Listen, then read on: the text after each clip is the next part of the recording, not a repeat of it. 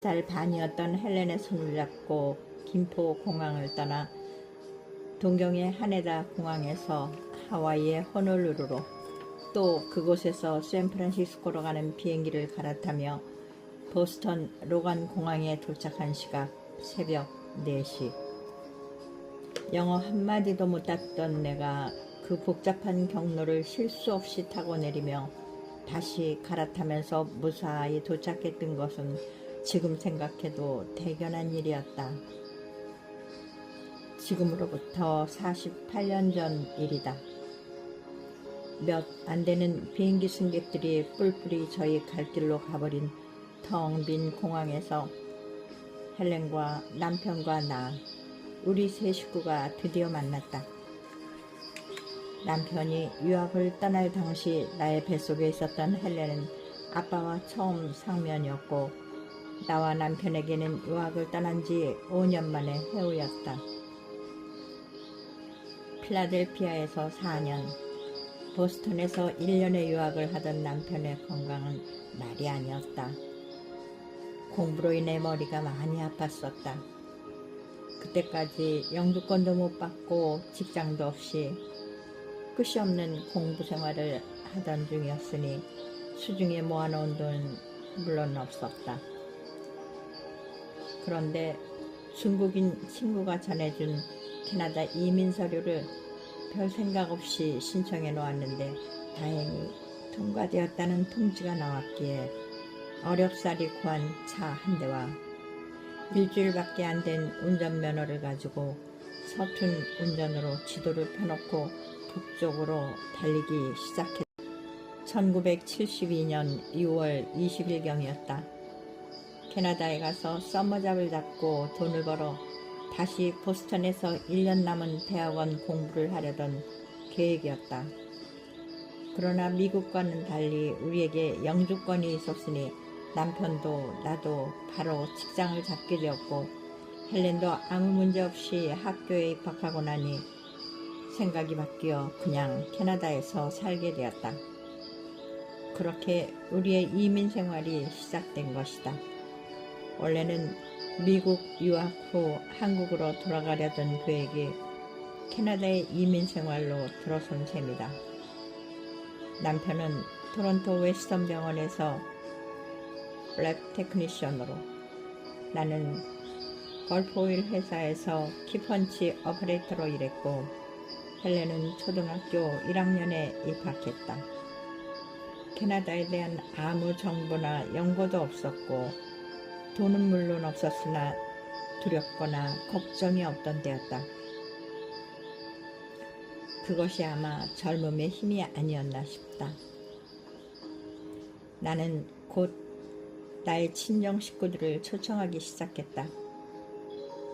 남편이 유학길을 떠난 후 나는 헬렌을 데리고 친정살이를 했었고, 헬렌은 삼촌들과 이모, 할머니, 할아버지의 사랑을 부족함 없이 받아들였기에 이 풍족한 나라에 와서 그들에게 은혜를 갚는 길은 그들을 이곳으로 데려오는 것이었다.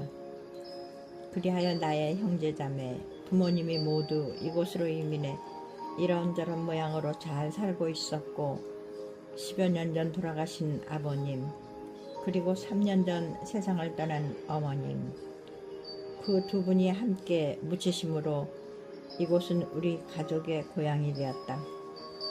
이로써 어려서부터 가난한 친정에 대한 맏딸로서 나의 어떤 의무감으로부터 벗어날 수 있었던 것은 나에게 축복이었다.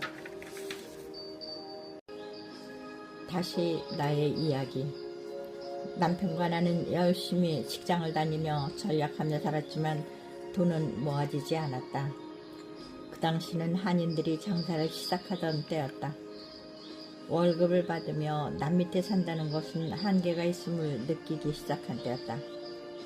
많은 한인들이 베커스나 맥스의 체인점을 시작했다.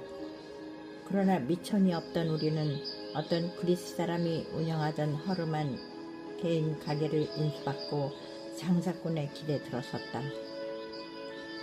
1975년 둘째 딸 제니퍼 영진, 1979년 첫 아들 마이클 영민, 1981년 둘째 아들 에드워드 영욱이 태어남으로써 하나님께서는 나에게 귀한 사남매를 허락하셨다.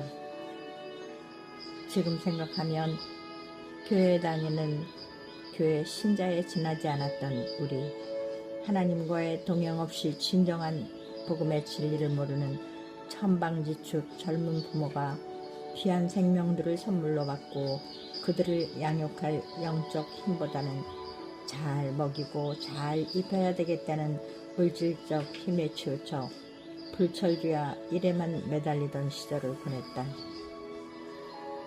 그 중에 나는 나의 큰딸에게 너무나 미안하다. 우리가 라로스에 정착할 때까지 헬렌은 8번인가 9번의 전학을 하며 초등학교를 졸업했다. 그래도 성격에 이상이 없이 밝고 착하게 자랐다는 것은 하나님의 은혜인 줄로 안다. 첫 번째로 나의 인생에 찾아온 헬렌은 이날까지도 나와 특별한 교감을 나누며 사는 인생의 친구가 아닌가 싶다. 두 번째로 나를 찾아온 제니퍼는 사례가 깊고 늘 상대방을 배려하는 나의 둘째 딸이다. 세 번째로 태어난 첫 아들 마이클. 마이클은 나로 하여금 하나님을 만나게 하였으며 기도하게 하며 성숙한 하나님의 자녀의 삶을 살도록 이끌어주는 잘생긴 첫 아들이다. 그리고 네 번째로 태어난 우리 막내 아들 에드워드. 나의 바쁘고 고단한 인생에 도움이라도 주려는 듯 태어난 순간부터 아무런 문제 없이 편하게 잘 자라준 나의 고맙고 귀한 아들이다. 우리에게 찾아와 나의 자녀들이 되어준 너희를 사남매에게 진심으로 고맙다. 그리고 사랑한다. 40여 년 전 직장을 그만두고 시작한 컨비니언스 일을 우리는 이날까지 그만두지 못하고 계속하고 있다. 팔라마운트에서 시작, 라로스 프라자를 거쳐 던다스 스트리트 웨스트로, 또다시 해밀턴으로, 그리고 4917 던다스로 돌아왔다.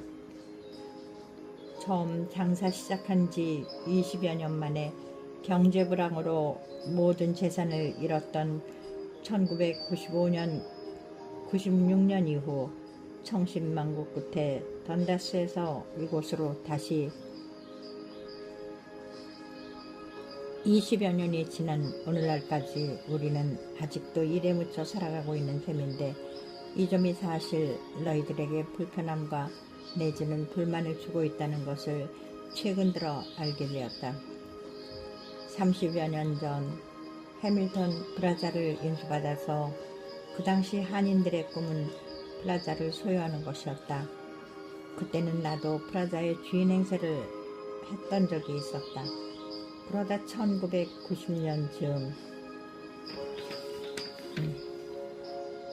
경제불황으로 많은 선두에 섰던 한인들이 하나하나 무너져 망하고 있었는데 급기야 우리도 어려움을 극복하지 못하고 모든 것을 잃게 되었다. 어찌어찌하여 4917 던다스 스트리트 웨스트에 현재 이 건물을 잃지 않게 되었는데 말이 내 건물이지 비싼 대출과 장사 미천을 빌린 이자 등등 이민 초기부터 20여 년 전 땀의 결정이었다면 파산 이후의 20여 년은 땀과 눈물의 결정이었다. 그리고 이제는 잊어버려야 할 그 아픔과 트라우마로부터 아직 벗어나지 못하고 있는 것이 우리의 문제이다. 다시는 그 상태로 돌아가서는 안 된다는 집념과 안간힘으로 누가 봐도 엄청나고 부지런하게 일했다. 남편은 타고난 건강에 어떤 것에도 굴복하지 않는 의지의 사람이지만 몸이 튼튼하지 못했던 나는 살아가는 동안 가족에게 많은 걱정을 끼쳤다. 양쪽 무릎의 관절 교체 수술, 척추관 협착증으로 인한 등등. 수술 몇 년 전에는 왼쪽 팔이 신경이 마비되는 경험, 물론 다시 돌아왔지만 2019년 암의 수술 등등 1996년 20여 년의 땀과 노력이 파산으로 끝나 무일푼의 월페어 피플로 신세가 전락될 뻔했던 때 우리에게 다시 떳떳하게 경제활동을 할 수 있는 기회가 주어진 것은 얼마나 고마운 일이었던가. 무일푼으로 할 일 없이 나머지 인생을 살며 늙어야 한다는 것은 삶이 아니오 죽음이라고 생각되었다. 그러므로 우리에게 주어진 고마운 기회를 다시 한번 성실하게 일하며 이루어내고 싶었다. 나의 건강 상태로나 경제적 상태로나 거의 불가능한 것이었다. 그러나 모든 절망을 딛고 일어났고 아무에게도 폐를 끼치지 않고 이만큼 이루어냈으며 어쨌든 우리는 지금 여기까지 와 있다.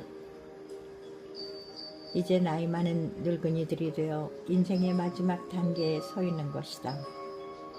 이 시간 나는 나의 남편, 너희들의 아버지에 대해 이야기하고 싶다.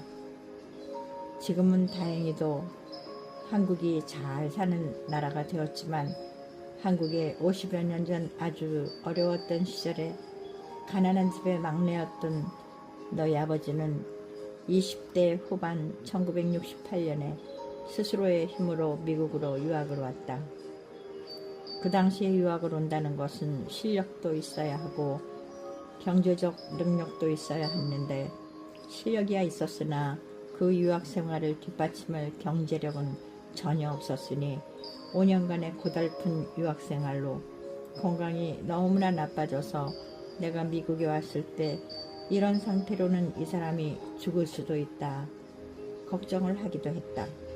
그러나 그 힘들고 외로웠던 너희 아버지의 발걸음이 우리 가문의 첫발이 되어 그 이후로 많은 친척들에게 캐나다가 삶의 터전이 된 것이다.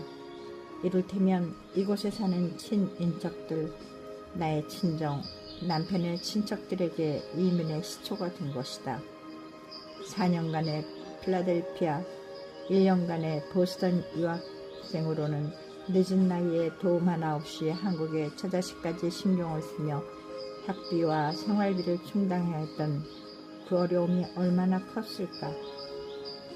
그리고 파산 이후에 생존하기 위한 몸부림, 이것을 지켜본 나는 너희 아버지의 꺾이지 않는 의지와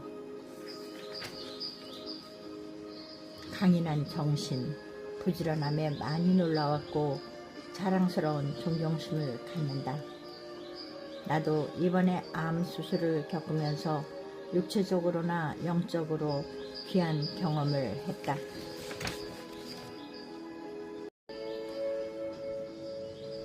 11월 21일에 30cm의 장을 잘라낸 수술은 예상되었던 일이었으나 22일의 2차 수술은 아직도 이해되지 않는다. 예정에 없었던 일이었다.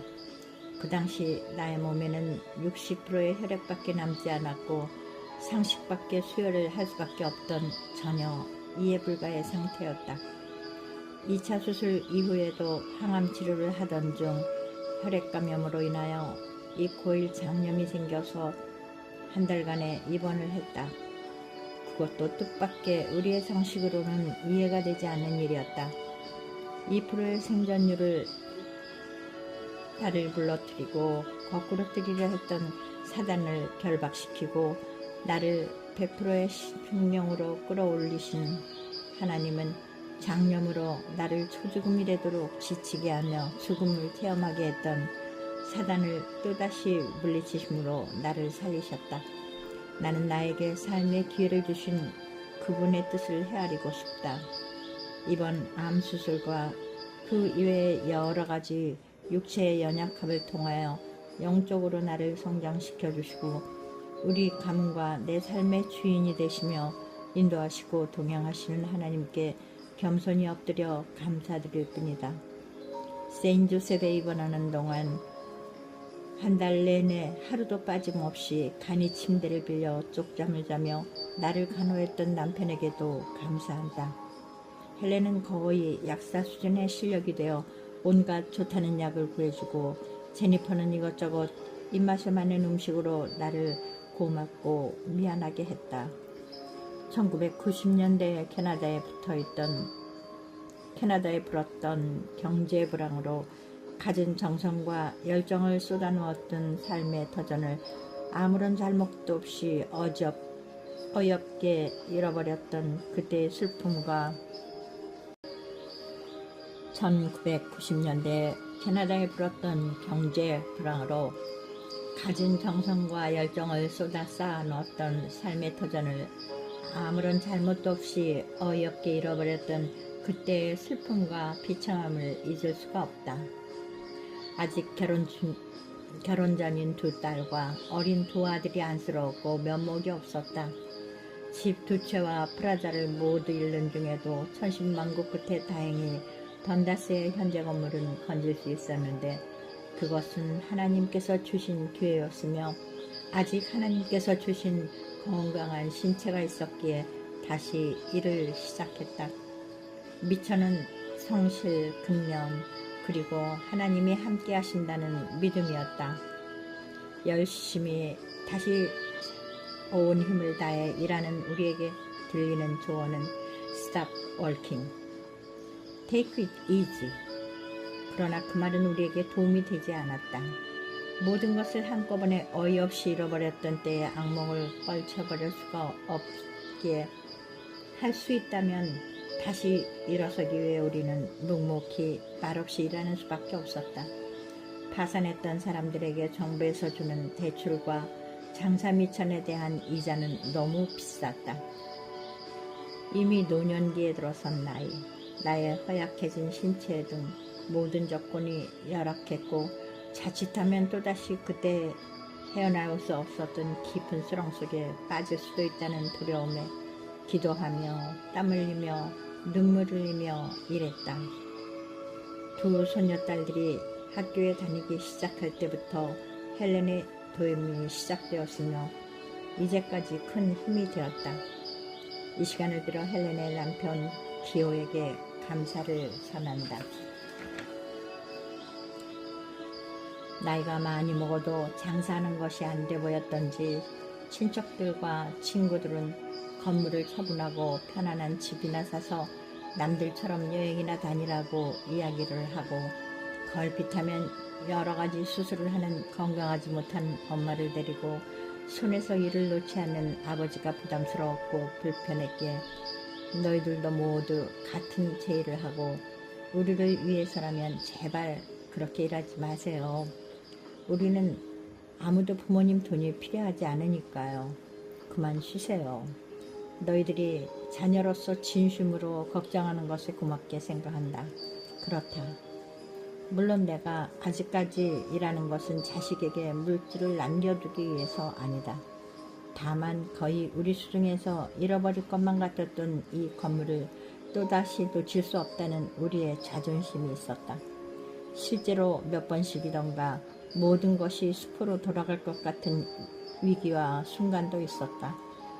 그때마다 주님에게 매달렸고, 주님께서는 새로운 방법과 지혜를 주시고 참된 인생의 길과 방향으로 이끌어 주시며 우리와 동행하셨다. 그리하여 보잘것없어 보이는 이 건물은 실상 우리의 땀과 눈물로 이루어진 우리의 발자취이다. 애굽을 탈출하여 가나안 땅으로 향하던 이스라엘 민족에게 닥쳤던 여러 가지 시험과 고난 중에 한 가지, 어려움이 있었던 것은 요단 앞에서 천신만고 끝에 무사히 요단강을 건널 이스라엘 민족의 12지파에게 강바닥에서 돌들을 건질 것과 그 돌들로 조상의 발자취를 기념하는 기념비를 세울 것을 명령하신 여호와. 그 여호와의 말씀처럼 나의 이 작은 건물이 우리 후대에게 이민 세대들인 우리가 어떻게 이 세상을 살아왔는가를 말해주는 기념비가 되는 건물이 되기를 바란다. 생각하면 언약의 여정을 가는 우리의 삶의 현장은 치열한 영적 전쟁터이다. 우리 가족 한 사람 한 사람 모두가 하나님 자녀가 된 신분으로서 하나님께 주신 권세를 가지고 하나님께서 허락하신 무기인 기도로서 영적 전쟁에서 승리자가 될 것을 기도하며 확신한다. 누가 보고 들어도 융통성 없고 고리타분한 우리의 라이프 스타일. 덕분에 우리 인생에는 멋지고 화려하며 기억에 남을 여행도 없고 크루즈도 골프도 없었고 안락하고 널찍한 집과 정원도 없었다. 한때 있었던 집을 잃어버렸으니. 그러나 우리는 그 어느 것도 안타깝게 생각하거나 후회하지는 않는다.